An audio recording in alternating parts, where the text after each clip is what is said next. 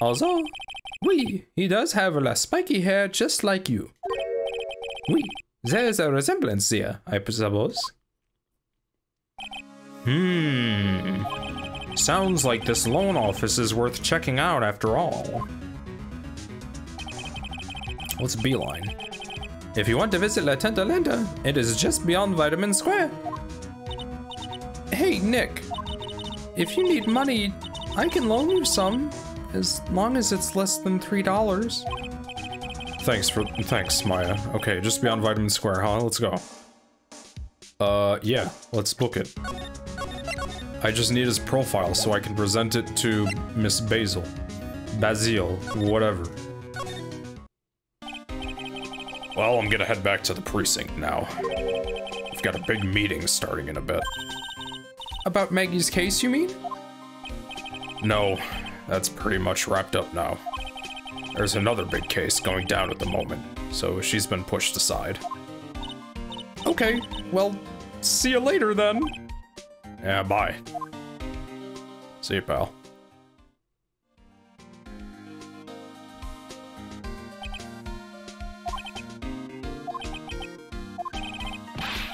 You better get going, detective, or you'll be late. Actually, I've kind of got a favor to ask. It's a big one. A favor? Yeah. It's for, Maggie, actually. I was kind of hoping you'd give this to her for me. What is this? It's a lunchbox. I got up early so I can make it for her. I've been real worried about her. She looked like she'd lost a lot of weight. Detective Gumshoe? How many weenies are in here? There's not a person on Earth who could down this much meat. You think? I love weenies. I can't get enough of their tender juiciness. So will you give it to her? It took me ages to make, so will you please say you will, pal. I can't exactly say no, can I? A tenderly handmade lunchbox fills the stomach with love and plenty of weenies. Okay. Maybe I'll eat it myself if I get hungry. Don't forget, okay? I'm counting on you to give that to Maggie.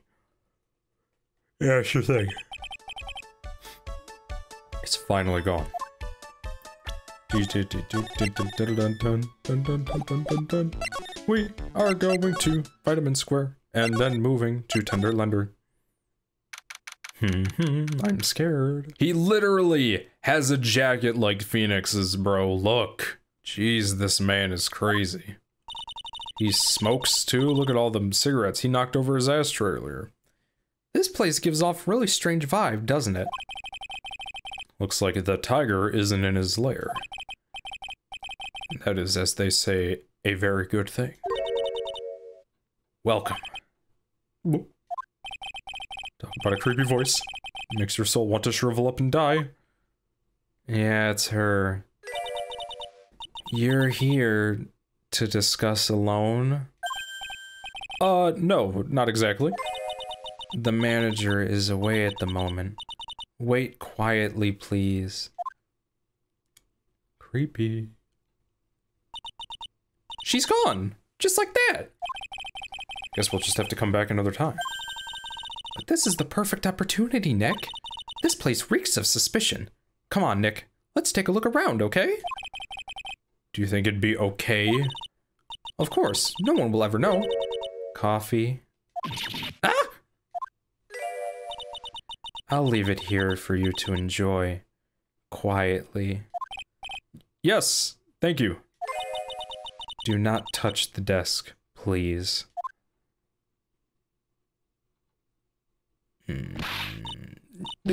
Nick, let's get out of here! Now she wants to get out of here. Yeah, let's go. No, we're examining. Look. Hey, look at this Parisian-style coat. It's so chic. Looks more like a pimp coat to me. Because I haven't got an eye for fashion. Hey, look at this one. This suit is the same color as the one you wear, Nick. The same color as my suit. Ah! Keep your voice down, Maya. Nick, you've got some cake. Ah, I can't keep doing that, dude. I'll just leave it here for you to enjoy, or for you. Yeah, sure. Thanks. Just wait here quietly. Otherwise... Sure. Did you hear that, Nick? Wait quietly, she said. Yeah, sure. I have my eye on you. Only so I can take care of you. Understand? Scary. Scary girl. Scary girl is scary. I'm scared, Nick. Yeah, me too. So? What were you getting so excited about before? Look, on the lapel of this suit.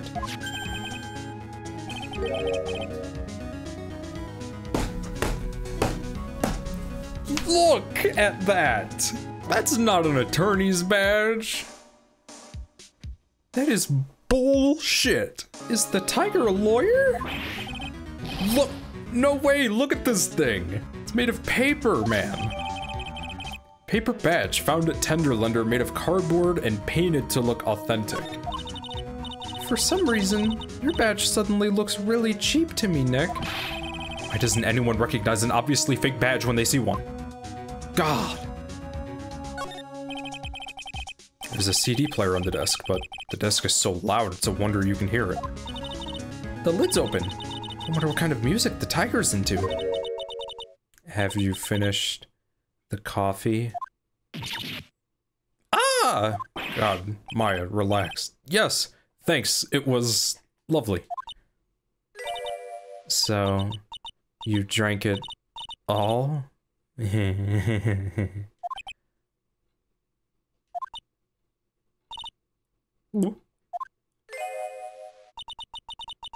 If you touch anything else that doesn't belong to you, there's always another cup. Her writing is excellent because it is just simple and scary, and I'm terrified of this person. That coffee, it was laced with something, I'm almost sure of it. Nick, my stomach, it's killing me! Oh, wait, maybe it was just the burger I ate before breakfast. I ate for breakfast. I sure hope so. Better take a look at that CD while we're still alive and have the chance. What the... What?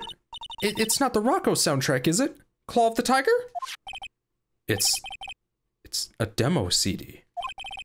The artist's name has been handwritten on the disc in pen. MC Bomber.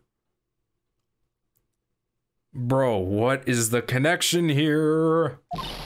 What? This must be the CD Maggie told us about. Let's listen to it. I bet it's heavy metal. No way, that woman will make us drink more coffee if we do. At a Tenderlender, a sample disc with the name written on it, MC Bomber. Right, okay. Dude, can we leave? I kind of want to leave already.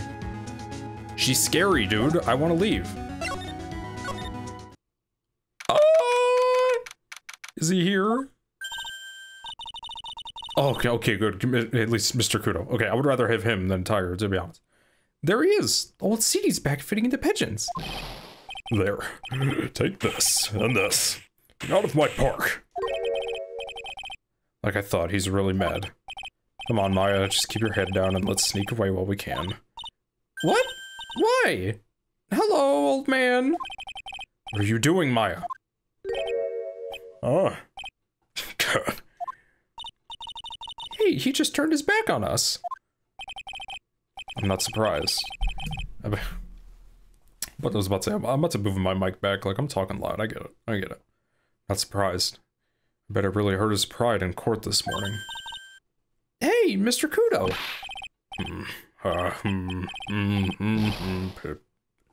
Pigeon, Look, we really need to talk to you, alright? Out with the demons. In good with fortune, and with good fortune. Ow. Seed! Shell splinters! Painful. I always knew you were a demon, Maya. This is where I start getting annoyed because it is ass. Can you tell us about this, bro? Would you mind taking a look at this? Excuse me. You let me get a million of my Grumbles off my chest, and I'll take one quick look. I got an earthquake of frustration inside. It's ready to rumble. On second thought, forget it. A million grumbles for one quick look doesn't sound like a good deal to me.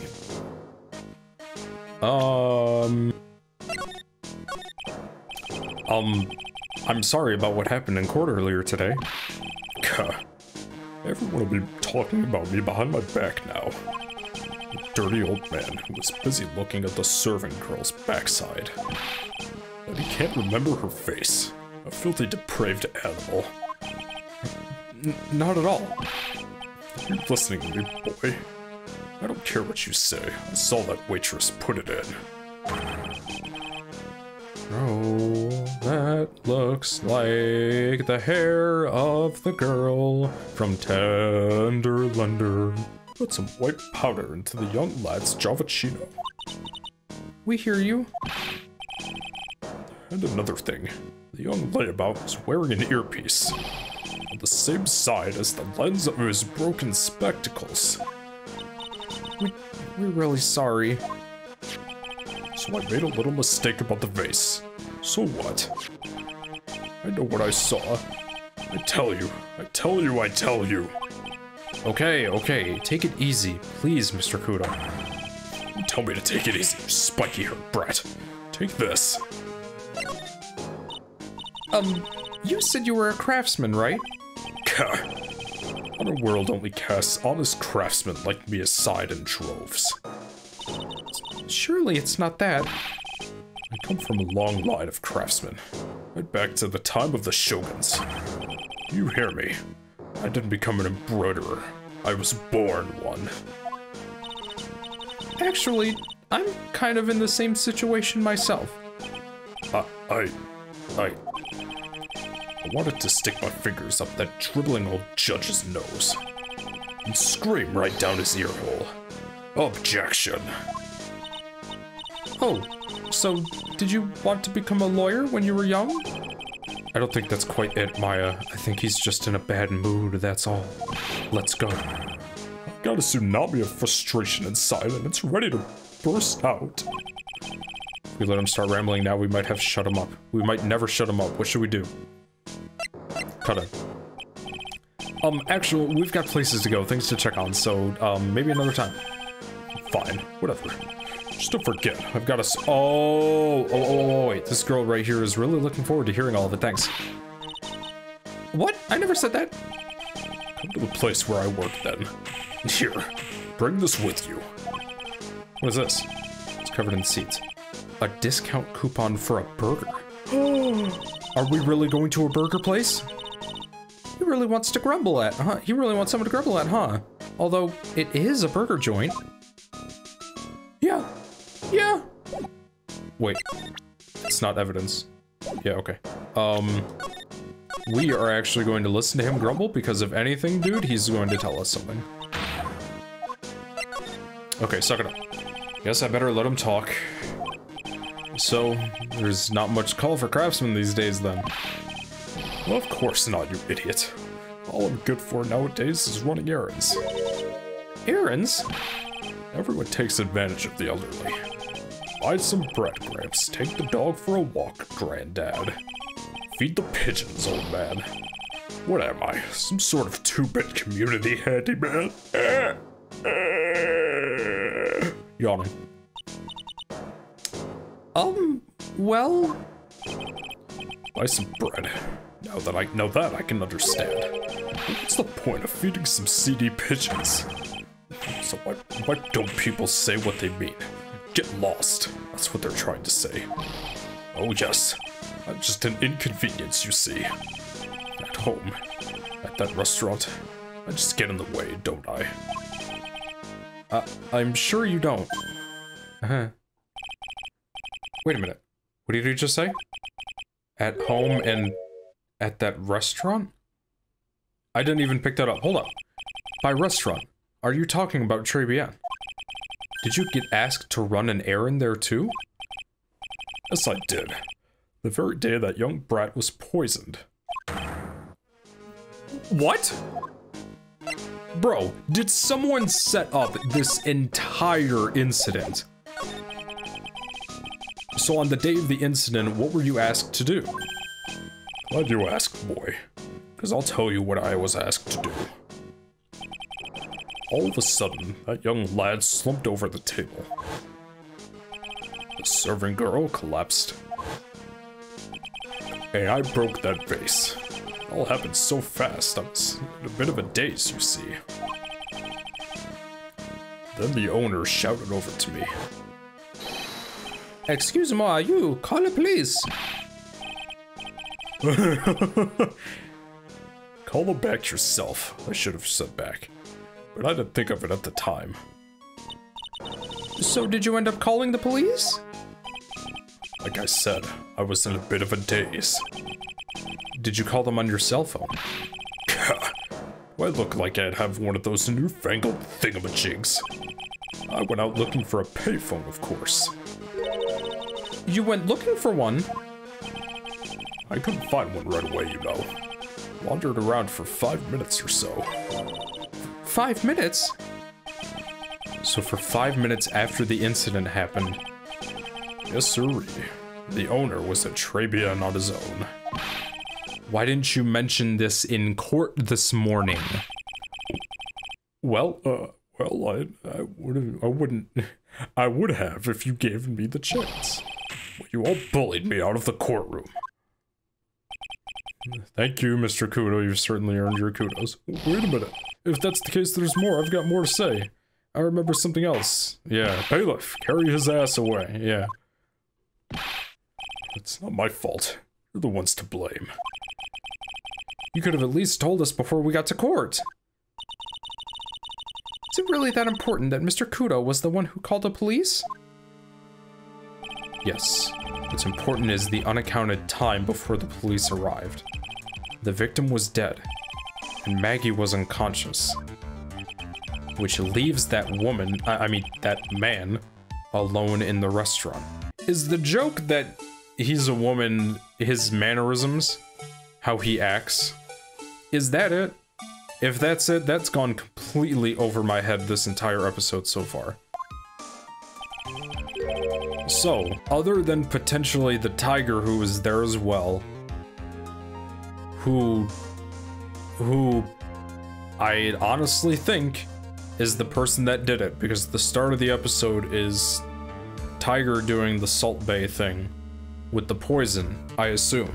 So other than him, Jean Armstrong is the only alive, conscious person in Très Bien at the time of the murder. That's crazy.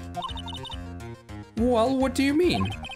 Maybe a certain someone didn't want him in the restaurant. Ah! Oh, sure. You go ahead and say I was in the way as usual. I suppose I should have been getting myself covered in pigeon poop instead, We need to get more details about what exactly happened. From Maggie and from Mr. Armstrong. We are going to the detention center. We are going to the detention center. We are going to the detention center. We are going to the detention center. Maggie! I have something for you. Oh, Mr. Wright. Hello, Maggie. So they finished questioning you. Wasn't it just unbelievable in court today, sir? I'm going to stay up all night and blog about everything that happened. From inside jail. Weren't you scared? It was pretty touch and go in there. Yeah, but you totally nailed that old man. Well, he was all over the place with his testimony.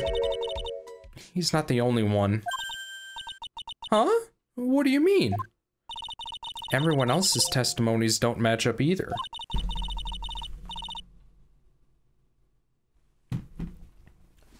Not with what I remember of the incident anyway. Is it possible she is the one misremembering things?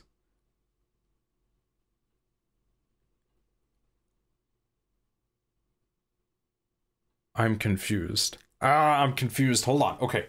So let's say she's not the waitress that Victor Kudo is talking about, and it's the lady from Tenderlunder.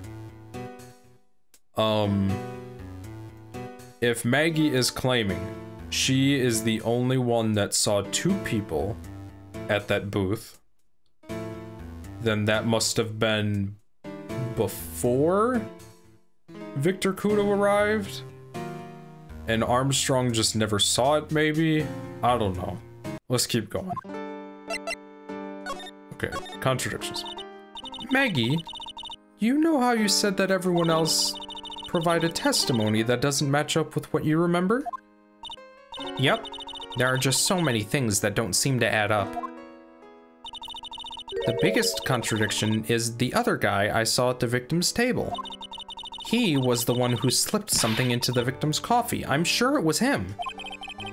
But didn't Mr. Kudo testify earlier today that it was the waitress that put something, the white powder, into the coffee cup?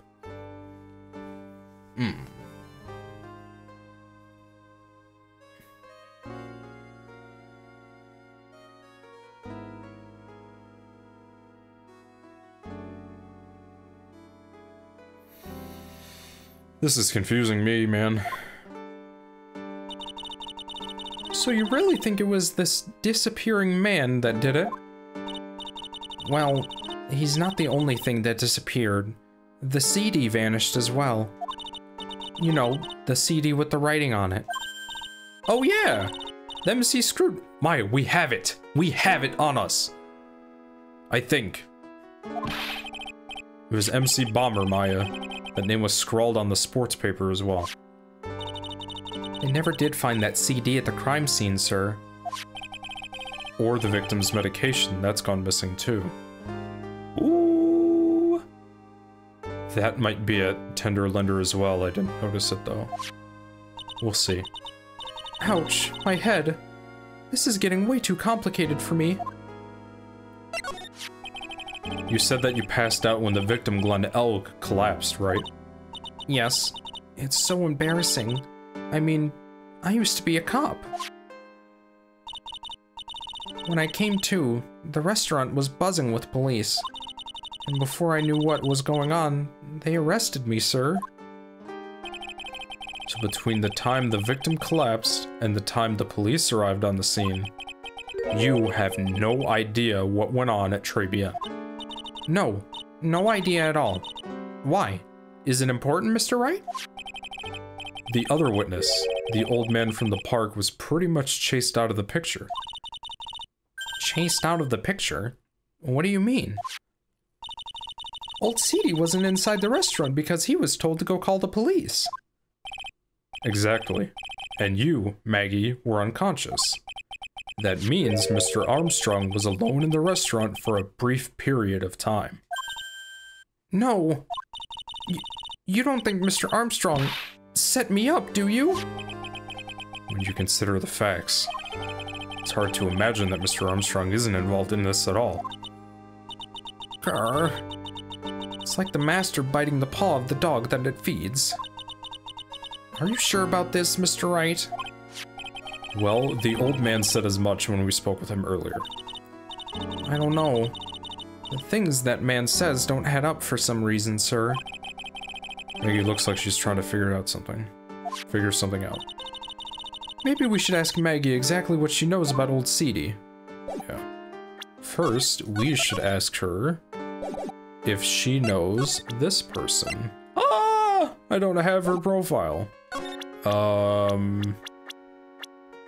don't have the Tiger's profile either. I know I used to be on the police force. This is the CD that says MC Bomber on it. What do you mean you don't know what I'm talking about? Here, yeah. Oh yeah. I've got something you're going to love. Really? What is it? A lunchbox, just for you. Here. Wow! A lunchbox. Weenies, too. I can't believe it! Thank you, sir! Did you make this just for me, Mr. Wright? Nah, it was Detective Gumshoe. Who else would make such a nice lunchbox for you? Detective Gumshoe? He's really worried about you. Looks like he put a lot of effort into making this, too. Aw, yeah, I'm conflicted. You were literally just about to accept it from me. Don't be a bitch. Come on. I can't accept it. Detention center rules. No gifts allowed. Hey, come on, Maggie. Don't be like that. The rules are the rules. They'll lock you up if you break them. Somehow, when an ex-cop turned waitress says that, it seems a whole lot scarier. And anyway, I hate weenies. Oh, really?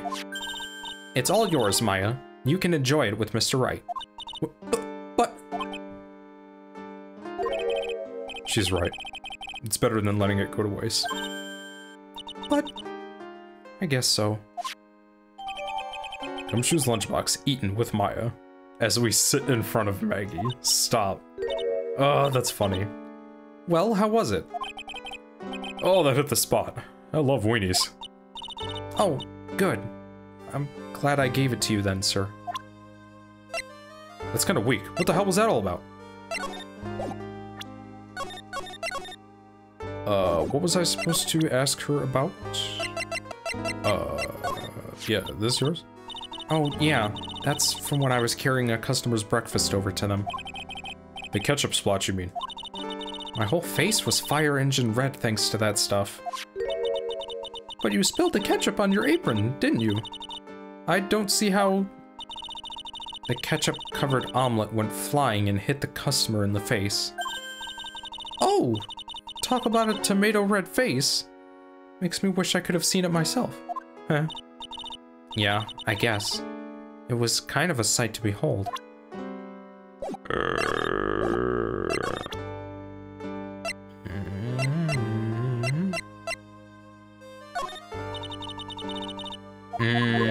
Come on. Okay. Potassium cyanide? I've never heard of that poison before in my life, sir. Nani, are you sure? Okay, maybe I have.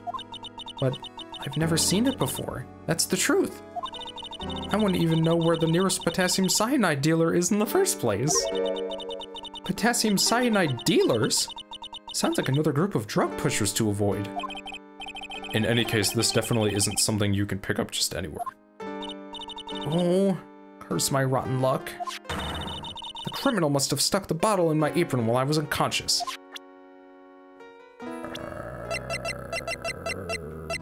I hate wearing these shirts. I really do. But I look nice in them, don't I? What was I supposed to ask her about? Oh, Armstrong? Mr. Armstrong was very good to me after I was fired from the force. I can't believe someone as nice as him could have anything to do with this. Oh, to do with this. Yeah, this incident.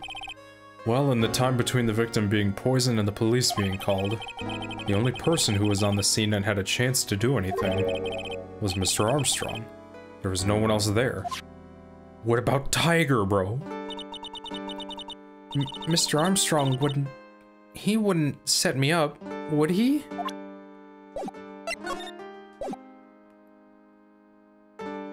Now I gotta go talk to Mr. Armstrong. Okay.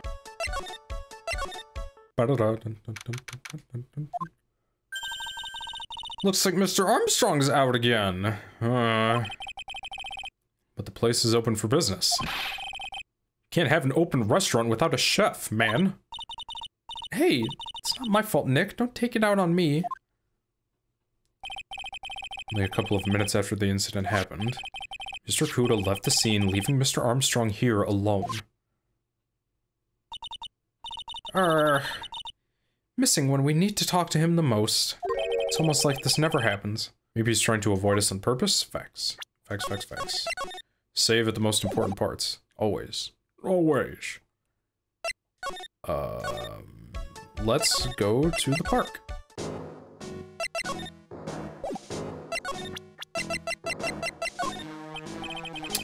No? Excuse me, huh?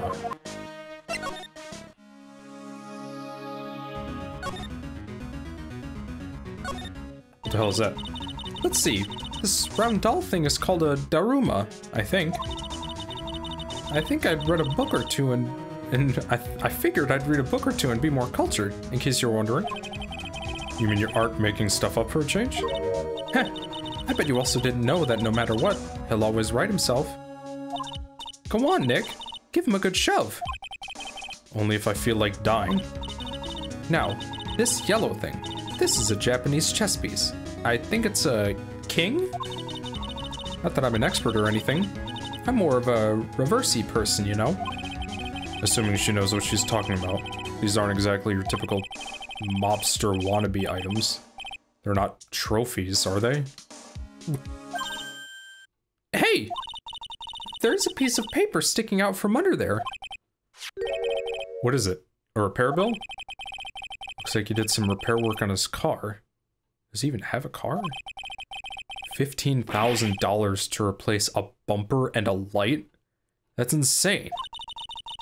The car's registered to the Cataverinis.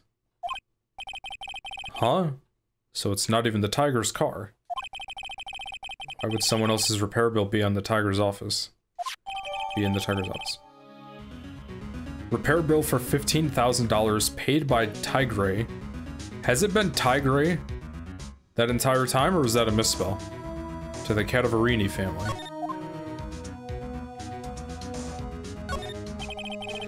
Win through compromise? I wonder what that's supposed to mean. Must mean something if they took the trouble to frame it like that. Yeah, well, still doesn't make any sense to me. Hi, I'm back. That... Ah! She always comes down over. That's Tender Lender's guiding principle. Oh? Compromise the customer to win. Oh, I see. How about you, Nick? Yeah, well, as long as we don't have to compromise my hair, I'd say we're okay. It's one slogan no business owner should ever explain to their customers. Ugh.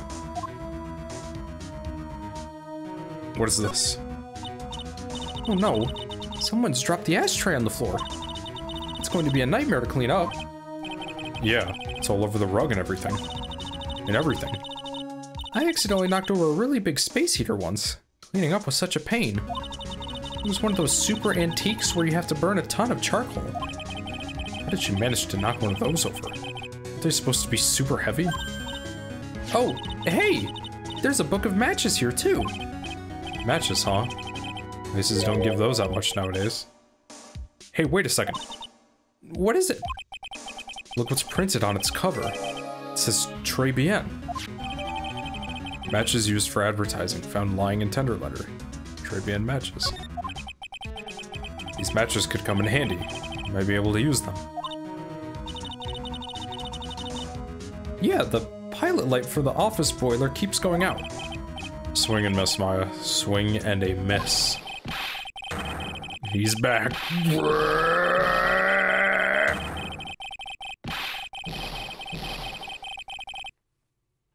AR, stop.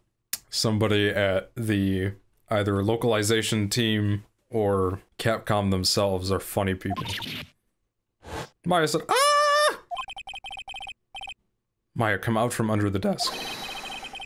He said, what are you two snooping around in my office for? Nothing, we were to grrr. My precious carpet. You's got ash on my rug. You gonna wish your ugly feet never came through my door. It wasn't us, it was already— And you just wanna argue with me? Is that what you doing? You think yous can take me on, what? I'm gonna flatten yous two into pancakes and turn yous into my new rugs. Maya's from under the desk said, ah! Oh. Don Tigre, you're back. That voice. It's like evil seeping into your head through your ears. Yeah, this crazy lady. I'm sorry, Don Tigre.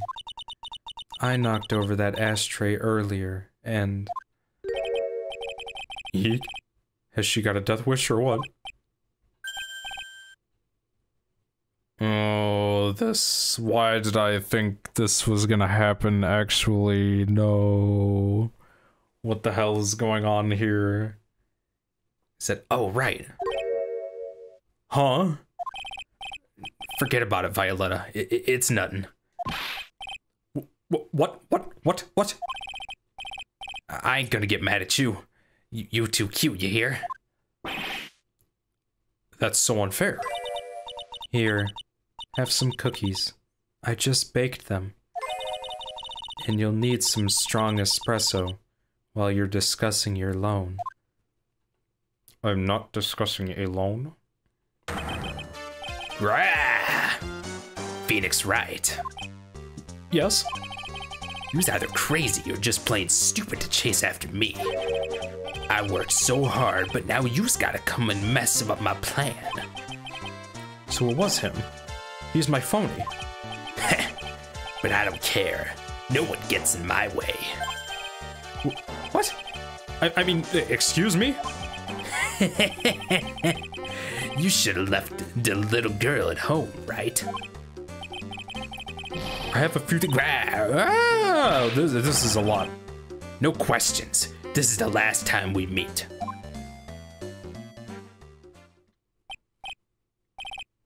Wait, please. Oh, that was pretty weak, Nick. You waited until he was out of earshot before you shouted after him. Like you're one to talk. I didn't hear you scream, hold it either. The espresso. This has to be one of my most uncomfortable recordings I've ever done. And cookies. This woman is definitely not good for my heart. Now, what was the tiger called her? Violetta? Finally, we get to talk to this lady. So, I'm kind of curious about your company, Tenderlender. With the warm and friendly atmosphere you'd expect from a family-sized business, a consciousness rate of interest, and an attractive repayment policy. Why do I get the feeling this sentence is not going to end well? We will tenderly lend you that little bit extra here at Tenderlender. Hey, Nick, things are a bit tight for Wright & Company at the moment, aren't they? I mean, there's that $500 you owe me from the card game for starters. Why don't you take out a loan? Would I like to take out a loan from a place like this? Not so much. Tenderlender is on your side. So, let's say I'm late with my payment.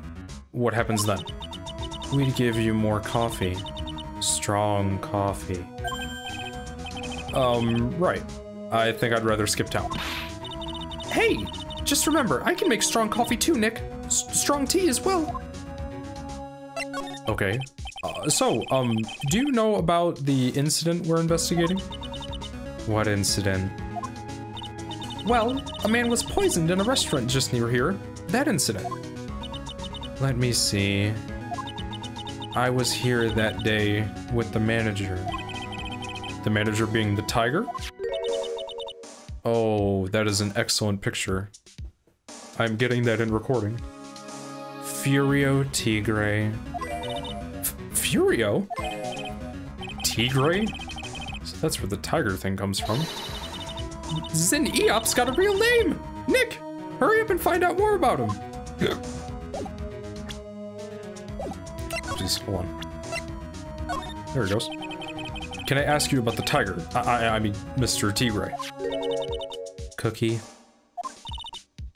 Sure. How do you like my cookies? I baked them myself. Go ahead, Nick. The honor is all yours. No, ladies first, Maya, please. No matter how I look at this, I just don't get it. What are the tiger and this scary girl doing working together? We are lovers. Okay, that's not exactly coming across in your tone of voice. And I owe Don Tigre my life. He's the one who saved me. The tiger saved you. Please address him properly as Don Tigre. Otherwise, I'll have to... Okay, Don Tigre, of course, I'm sorry. He saved her life. Sure like to know how that happened. I'm very frail, you see. Just recently, I died once. Hee. You died? About 4 months ago. The doctors said to abandon all hope. Guess they were expecting her to take a boat ride across the river Styx. That's bad writing. Kinda. But Don Tigre, he saved me. He gave up everything. Everything? When I found out what he had done for me, I was happy. No offense, but I'm finding that a little hard to believe. I decided I'd pay him back with my life by serving him coffee and espresso. I still wonder about what's in her coffee. What is this track? This track is kind of ominous. Just like her wrote, it fits. So, is that why you've got that bandage around your head? Hehehe. This... so what's the story with the bandage? Nani. They put it on after the operation. Operation? It's just a little injury. A little fatal injury. A fatal injury? I just suffered one herself, by the sound of it. So, that's the injury you were talking about before when you said you had died once?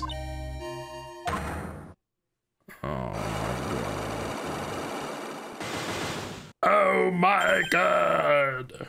You know what Phoenix just said? NANI? She really creeps me out, Nick. Same here. We've got to find out the truth. We're not going to deal with her quite yet, because we can now go talk to Miss Basil, who I feel like I have not seen in a very long time. Let's see if I can remember the order of how this was, so... Okay.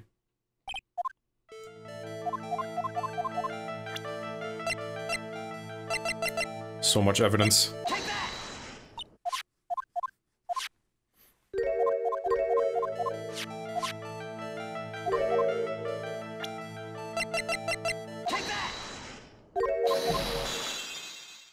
Okay.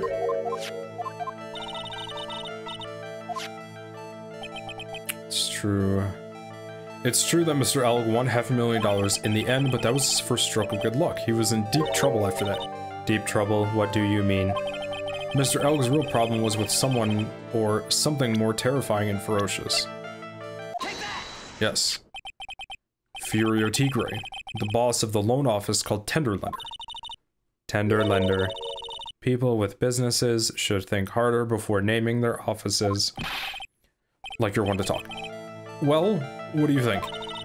Our firm is doing very well at the moment. I don't think we need to borrow money. No, I mean about Mr. Elg. You think Glenn had something to do with this Furio Tigre? Yes. I'm sorry. I don't know of any connection between the two of them. Really? Because I've got proof that Mr. Elg and the Tigre knew each other.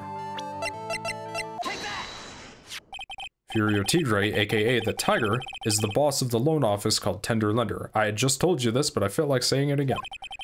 This is who Mr. Elg met with on the day of his murder.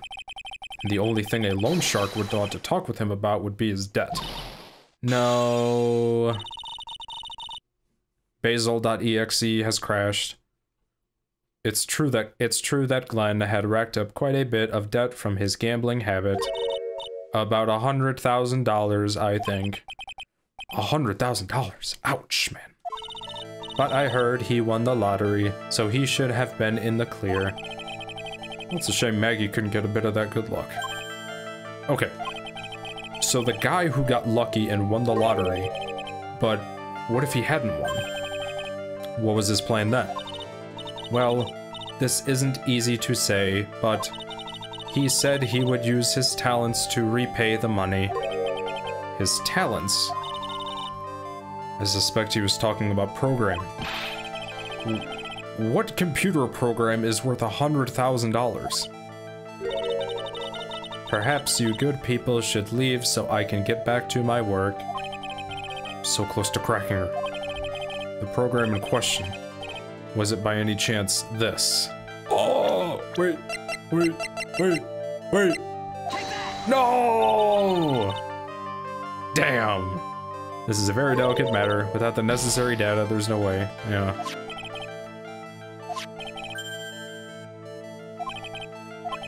Crap. Damn it, man. So I gotta find out what that is now. Okay. Awesome. Okay, see, this is where things get slightly exciting again. I have an objective.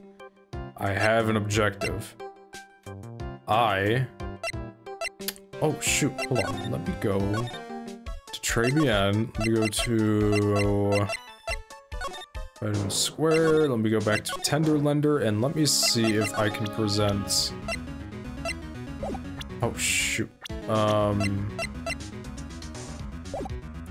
I have anything else to talk to you about? No, you're broken. Okay, you're not broken. Sorry. Let me actually see what her thing is about. I guess I should do that. You know, that way I can either get another objective or something.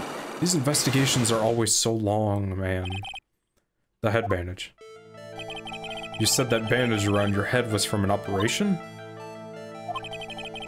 You also said you suffered a fatal injury to the head, correct? Yes. The operation was very difficult, apparently. Now, by fatal injury, you mean you were hurt very badly somehow, right? Did the injury in question have something to do with this? Oh my gosh, man. Donuts, I baked them myself. Homemade donuts. What's inside? Jam and sorry. Alright. Jesus Christ. Oh, I got an achievement. No way. Ha ha. Look at that. Okay.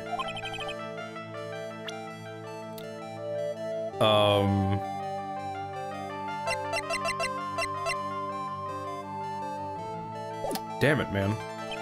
Bro, honestly, I think I'm done. I'm going to save. We will start this up again another time. Later that same evening. And we're back. What was I doing again? I talked to her about everything. She has that thing. And if I remember correctly, during the truth bullet, No, it's wrong. Phoenix said something about because of this. So I do not have anything for that, so I need to go away. What did what's-her-face need again? Basil? Well, this isn't easy to say, but he said he would use his talents to replay money. I need the program in question. I need this deciphered.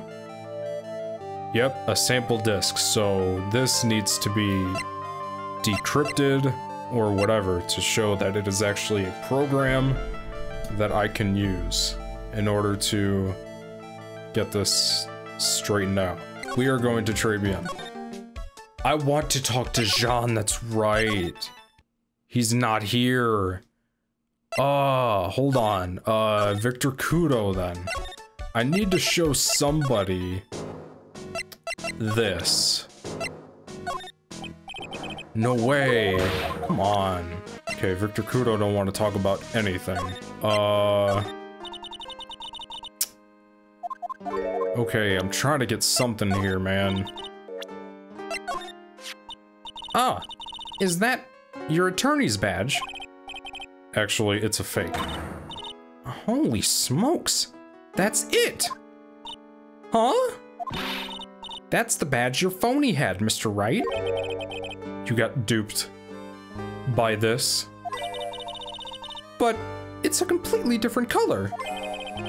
And what about the fact that it's made of paper? He said the badge got a tan as well while he was in Hawaii on business. I'm beginning to see how my phony was able to gain her trust.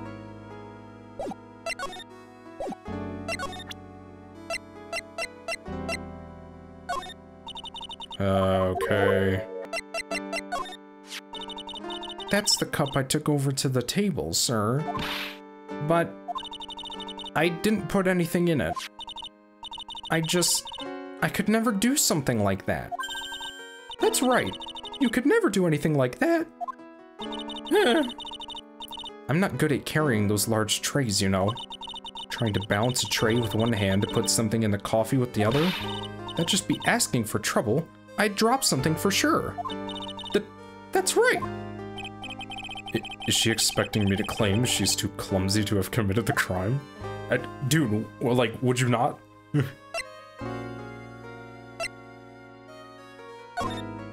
I know I used to be on the police force, sir. I know I used to be on the police force, sir.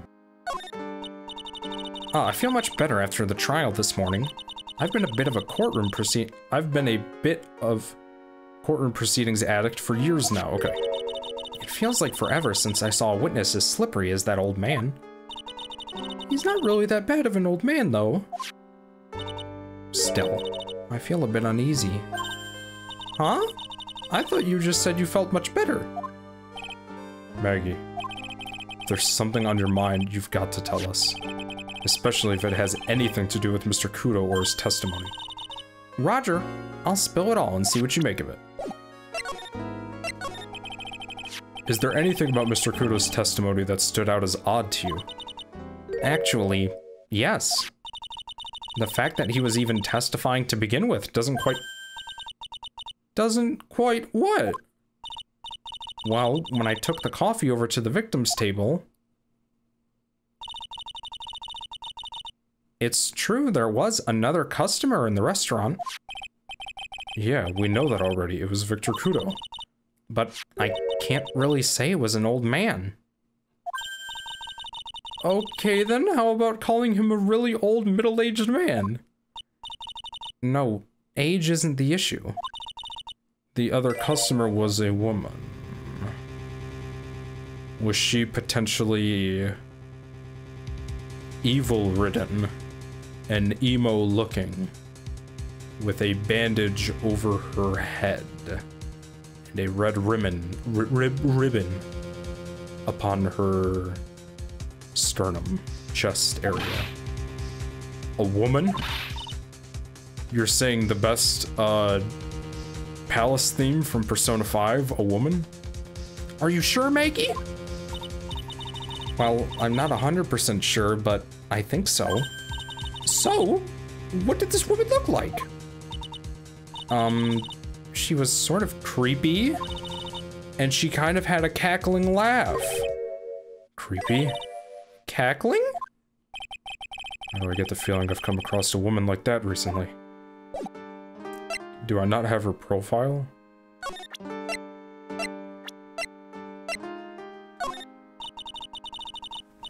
Oh my god.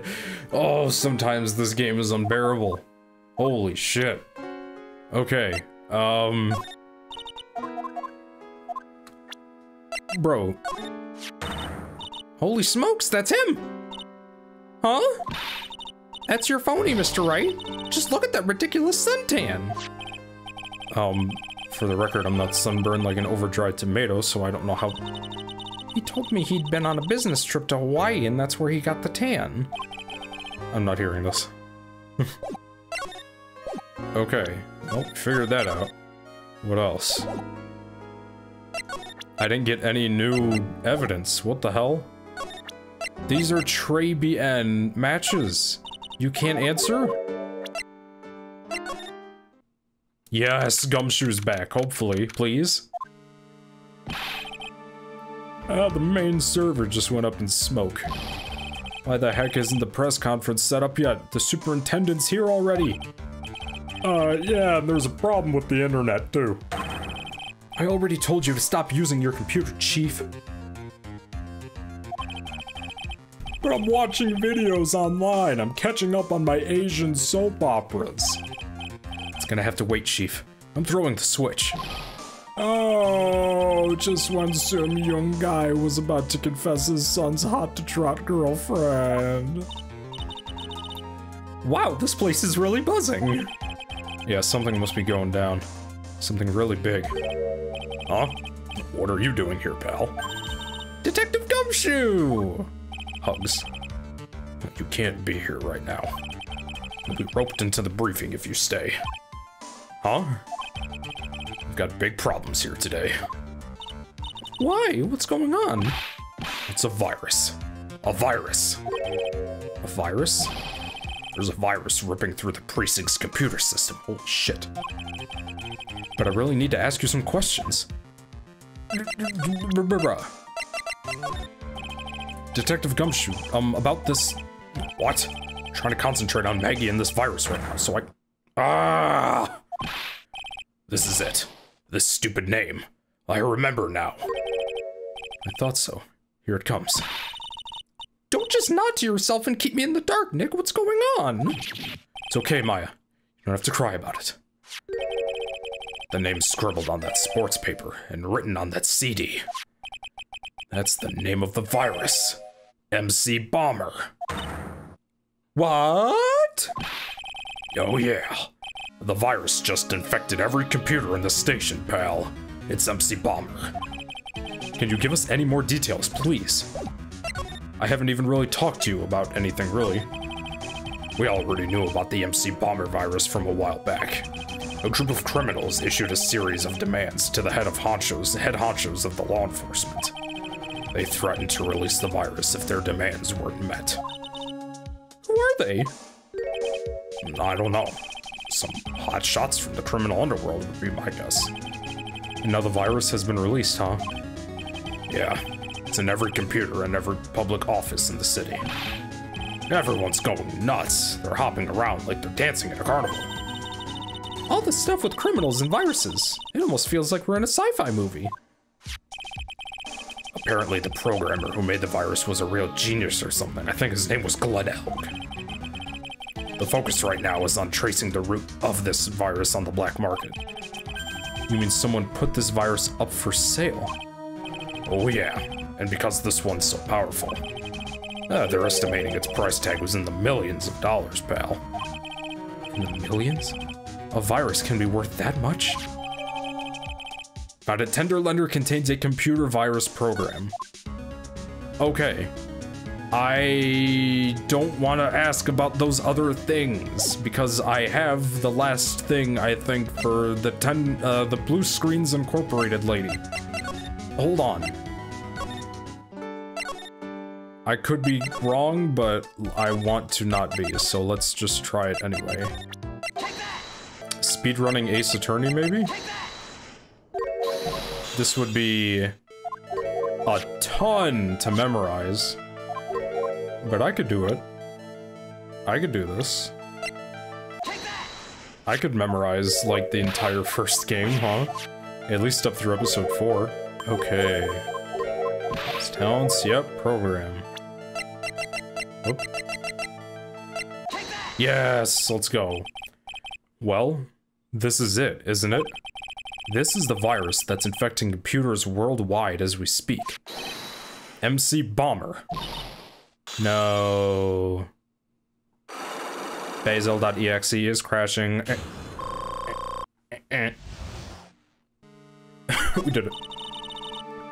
Glenn's had more processing power than any computer, Glenn's head. But it had been infected with a gambling virus. Glenn was in too deep. You mean he was in debt? Yes, $100,000 in debt.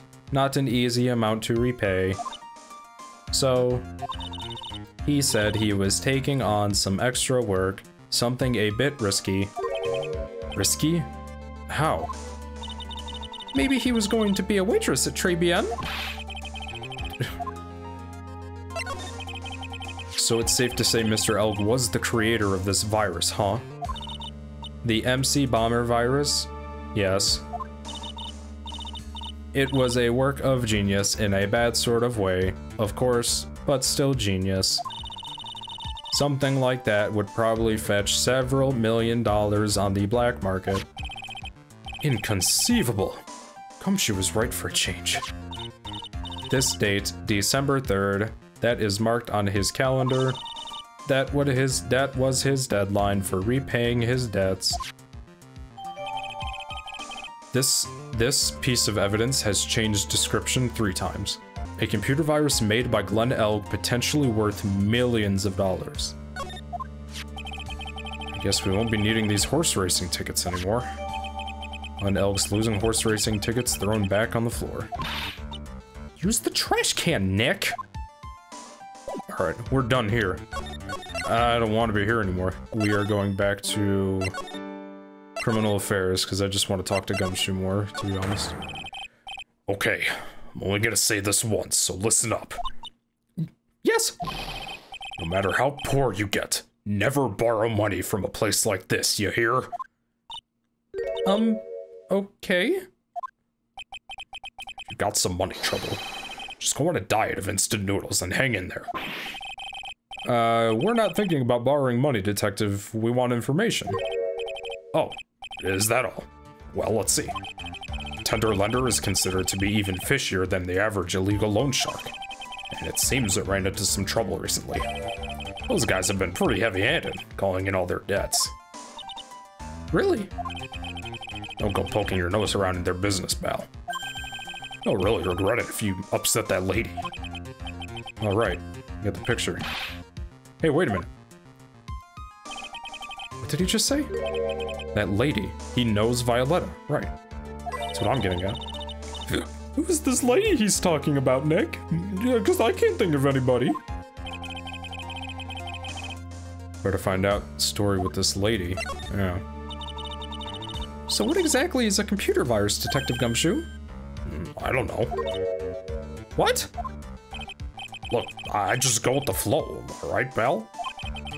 Here I thought detectives were supposed to be somewhat knowledgeable. What's with that face, pal? You think you know what a virus is? Well, Nick, do you?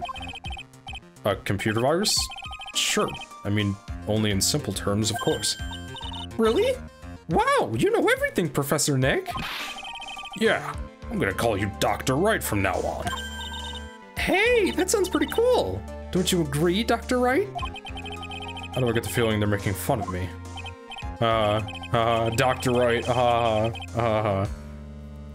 Okay, fine, I'm no expert, but I can at least explain the basics to the two of you. Jesus. Virus is a program that gets inside a computer and causes damage. Damage? You mean like it makes the machine go boom and explode? No, the damage is, well, it's all internal. So the inside goes boom, right? Imagine all of the case data you've got stored on your PCs here in the station.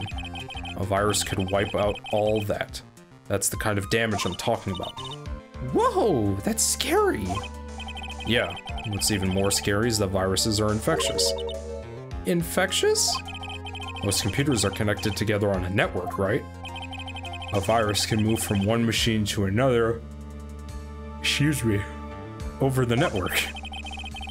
So the virus just keeps spreading faster and faster. Just like a real virus, huh? COVID. But, Nick, why would anyone want to make a program like that? Yeah, it takes ages to type in all that data. Why would someone want to destroy it, pal? No, people don't infect their own machines. They send the virus to someone else's.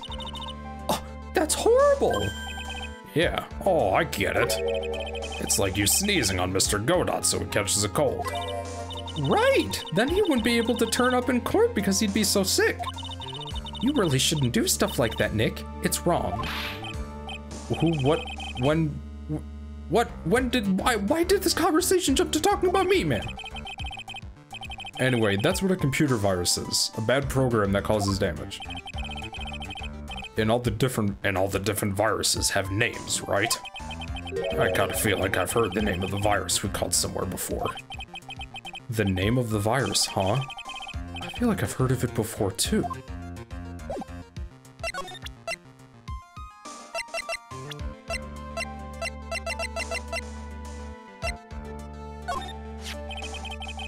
That's the girl who works over at Tender Lender. You want to stay away from her, okay? I mean it. She does look kind of unforgiving, doesn't she? That should be the least of your worries, pal. What's that supposed to mean? What could be worse? Story time? Her name's Viola Cadaverini. As in the car repair bill for 15,000. She was in a car accident. She was in a car accident. Ha ha ha. Holy shit. Her name's Viola Cadaverini. Oh my god. She's the only granddaughter to Bruto Cadaverini. Bruto Cadaverini? Do you know who that is, Nick? Never heard of him.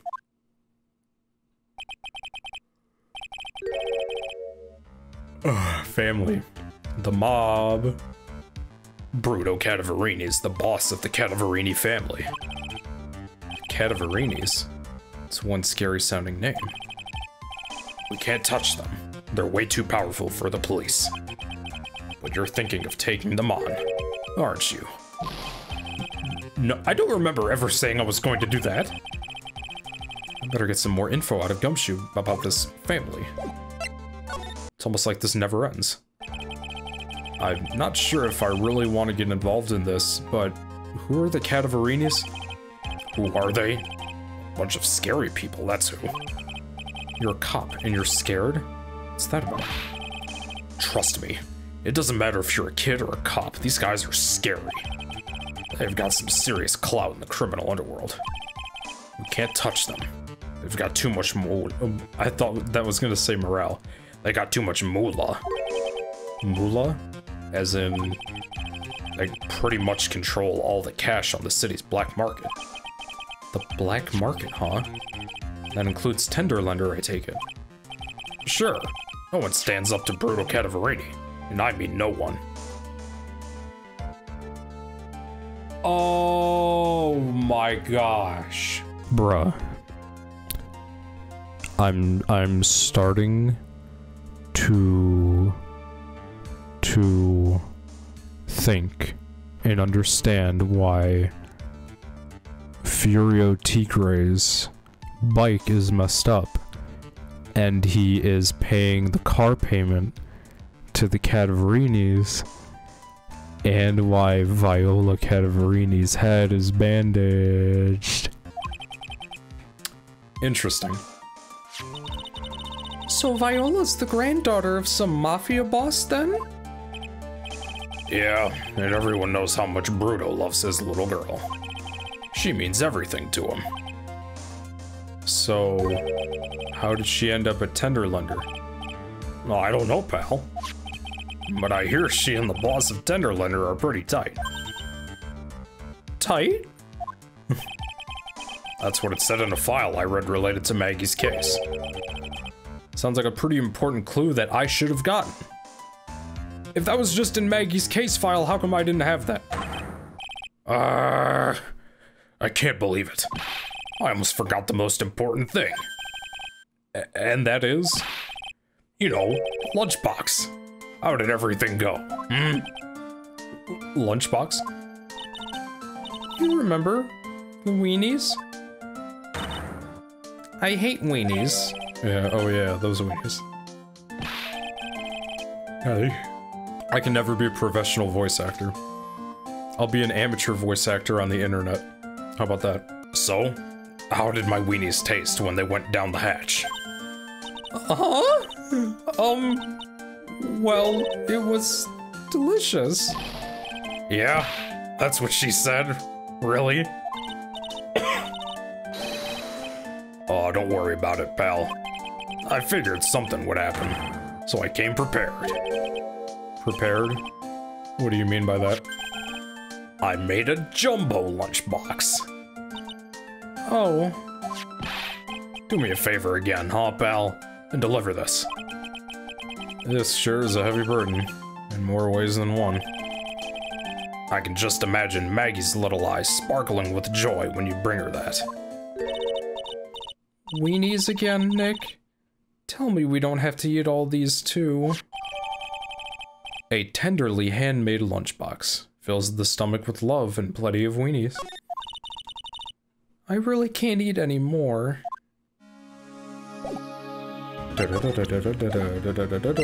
This is one long-ass investigation, dude. I recorded 2 hours before this recording, and I'm already like a half hour in. We're going back to Tenderlender. Hey, girl. How you doing? How you doing? This man is your grandfather, right? Carrying a picture like that around with you, you should watch your back. Thanks for the advice. The family is always watching me from the shadows. The family? I thought I saw something suspicious under the corner of that rug. One wrong move and you might disappear forever. Heh heh heh. This feels like Halloween. Only a whole lot more real and a whole lot scarier too. Can I ask you about the tiger? I mean Mr. Tigre. Cookie? Sure. How do you like my cookies? I baked them myself. Hee hee hee. Go ahead, Nick. The honor is all yours. No. We did this already. He saved me. Yep. Saved your life.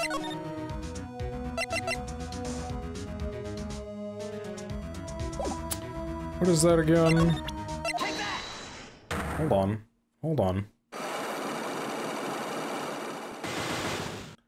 I forgot you had 4. The head bandage. Okay, you said that the bandage around your head was from an operation. You also said you suffered a fatal injury to the head. Yes, the operation was very difficult, apparently. By fatal injury, you mean you were hurt very badly somehow. Hehe. Did the injury in question have something to do with this?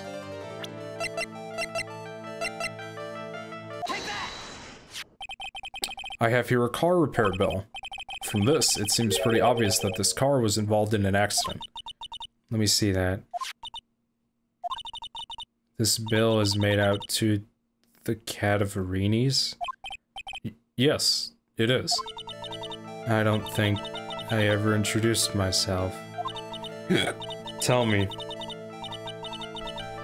What do the Cadaverinis have to do with me? Something tells me she's not about to say hi and introduce herself. Alright then. Your relationship with the Cadaverinis is very strong, and here's why.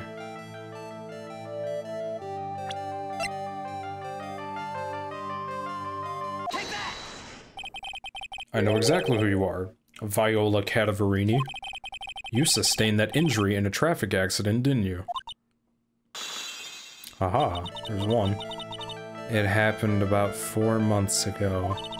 I was driving in one of our family's cars when someone pulled out in front of me on a pink scooter.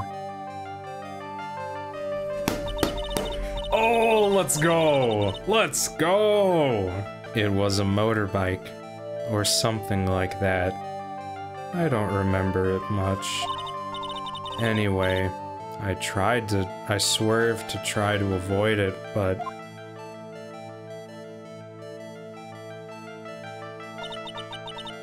I took a blow to the head. A bad one. Yeah, I can imagine. Can we speed this up? I don't like the way you talk. So what happened to the person on the bike? I'm guessing they didn't get away with... I'm guessing they didn't get away with injuring the Viola Cadaverini, right? I don't know what happened to them. They ran away. Or so I heard. Ran away? If they'd stayed, I'd have... Is it possible? Could the person who committed the hit and run have been... It was this man, wasn't it? He was the cause of your accident. It wasn't Don Tigre. I refuse to believe it. We collided. The motorbike, the scooter, and my car. But Don Tigre isn't injured at all, is he? It was the tiger who caused Viola to crash. I can feel it. Plus, one of her locks just broke, so she must suspect it was him, too. I'm sorry, Miss Cadaverini. but I have proof that the tiger was involved in a traffic accident on this bike.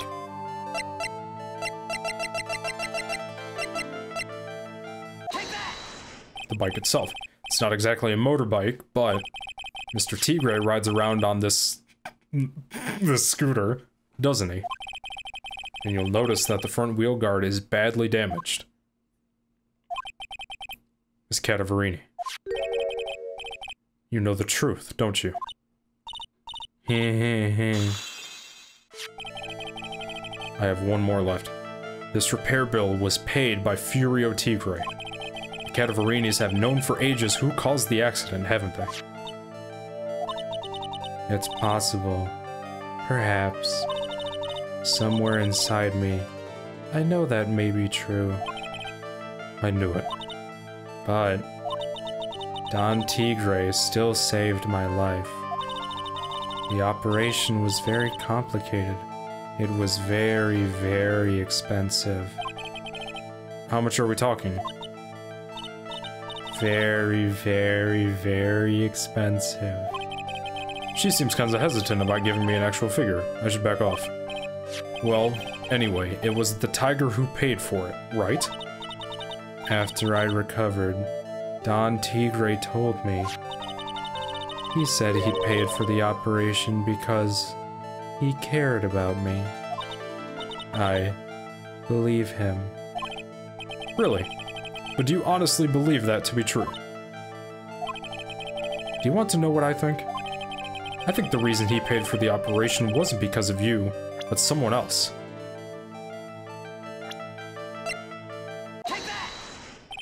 You're scary as shit, granddaddy, right?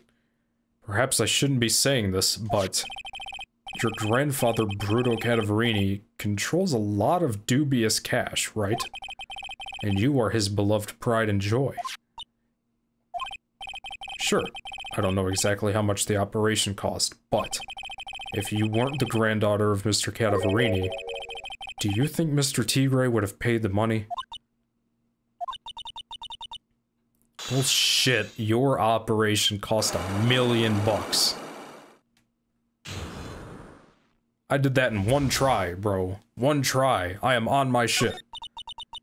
4 months ago, I was in a traffic accident. That's why I needed the operation. When I woke up, they told me it was nothing serious. A simple procedure. Oh, really? Well, I guess if she recovered in 4 months, it couldn't have been too big. They said the operation cost $1 million. $1 million bucks? My grandfather ordered Don Tigre to pay $1 million in compensation. That's where I knew this was going. Like, you already know, head honcho man found the dude responsible. He's like, hey, you gonna pay for my granddaughter's operation here, pal? Yeah, $1 million in compensation. Compensation, huh? It's underworld lingo for paying money to settle a score. Basically, pay or get into some serious trouble. But $1 million bucks? This has to be related to our poisoning case somehow. I wanted to believe him. I wanted to trust what Don Tigre said. He said it had nothing to do with my grandfather being Bruto Cadaverini. I wanted to believe he helped me because he cared about me, not about my grandfather.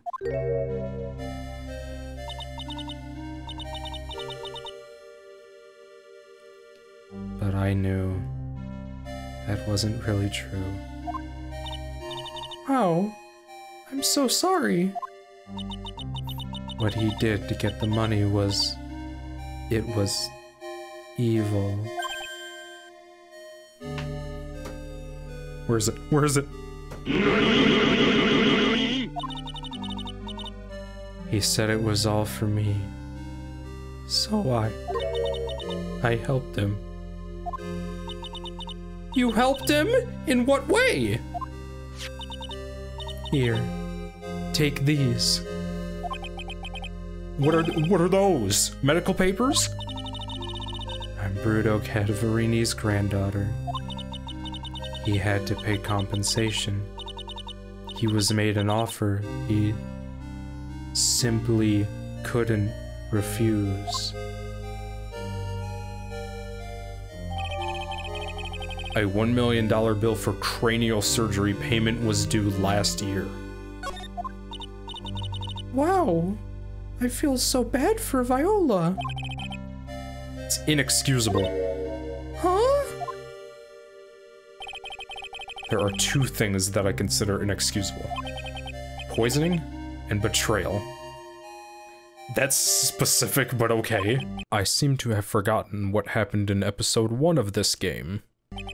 Only a coward would hurt people using either of these tactics. Is everything alright, Nick? We should get going. Right after we finish our espresso. Yeah. I won't need to convince Viola of anything else, so I guess I can get rid of this. Repair bill thrown into the it's trash.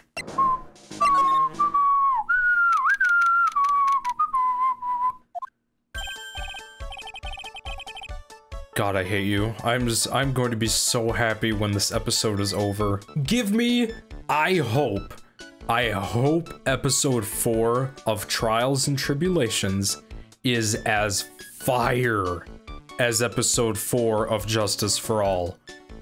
Oh my god.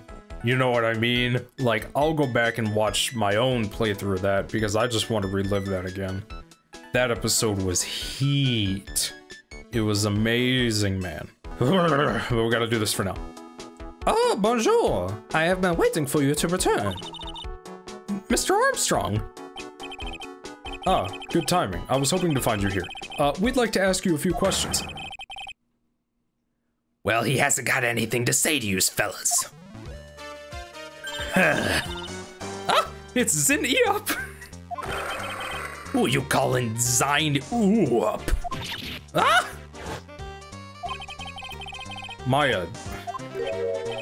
Okay, hand it over. What? You just want to play games with me? I don't recommend that. The medical papers now. Uh-oh. I think he wants Viola Cadaverini's papers back. You mean this? The $1 million medical papers? What was that? Miss Cadaverini trusted you. That's why she said that she helped you. Forget about it. That girl's dumber than an eggplant. You just want to know what's sad? I'll tell you what's sad. And it ain't only her face.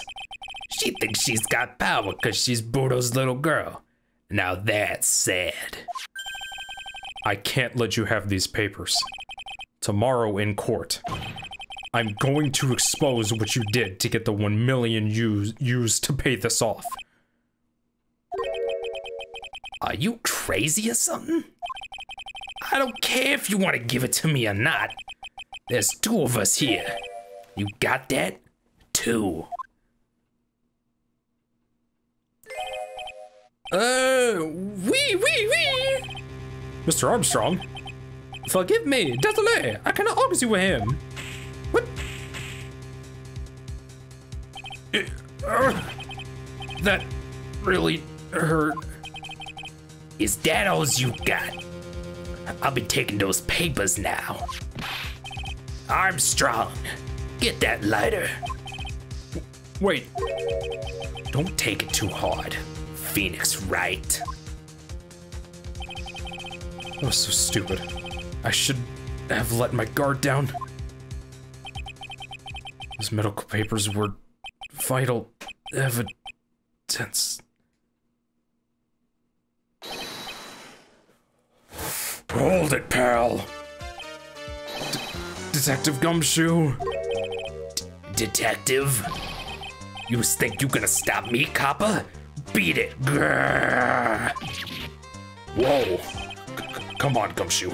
We keep it together. You guys, get out of here. Leave this guy to me. But go, pal, and take this. If you get hurt, who's gonna look after Maggie, huh?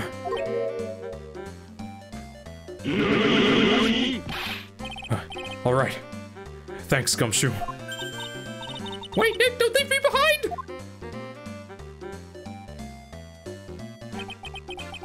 I'll get even with that guy tomorrow. In court. Tender Lender is going down. To be continued! Let's go! That was kind of heat. That finishing was tight. That was big action, man. That was huge. That was huge. Hell yeah. Hell yeah. Alright, I'm not gonna play this game again for a month. 'Cause that's just apparently how I do things. Holy shit, okay. We learned a lot this investigation, man. What did we learn? -1. -1. You see that? -1. That means episode 3 is only gonna be 4 parts?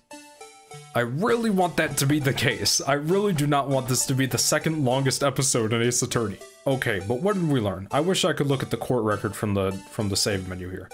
We learned El Tigre, who is not so scary now, you know, comparatively, right? Who is the manager, or whatever, over at Tender Lender, is paying off Viola Cadaverini's injuries for cranial surgery, which was $1 million, because Viola Cadaverini is the granddaughter of Bruto Cadaverini, who is the head of the Cadaverini family, so he's a boss. We know that Glenn Elg is just some guy, man. We never, like, I don't know, bro. These victims, I feel like, have more stories to them than these actual people. Like witnesses or whatever. Characters with lines. Glenn Elg created MC Bomber, which is a virus which currently is infecting the police department's, like, servers, their computers, everybody's computers, yada yada yada. I think it's quite obvious, kinda, that... Okay, well, I found MC Bomber in Tiger's office. I found it on his desk. And Glenn Elg had a debt with Tender Lender. So he was going to give them MC Bomber in exchange for the debt? And then Tigre was going to sell it off? No, but he was going to poison Glenn Elg from the start. Bro, this trial is actually going to be... Oh my gosh. Well, okay, part 4-1. This is just me assuming that this is actually the end, and for some reason episode 3 is short. I have to finish this game before this year is up. I have to. I cannot leave this game into 2022. I can't. This next trial should be very, very interesting. Along with Trials and Tribulations, you say what else I'm playing, so if you want to see any of that stuff, consider subscribing to the channel here on YouTube or following me over at Twitch with the link in the description. I'm starting to stream more lately. Thank you very much for watching. I hope you have a fabulous day, evening, night, afternoon, morning, whatever you're doing at the time, I guess. Stay healthy and safe. Bye-bye.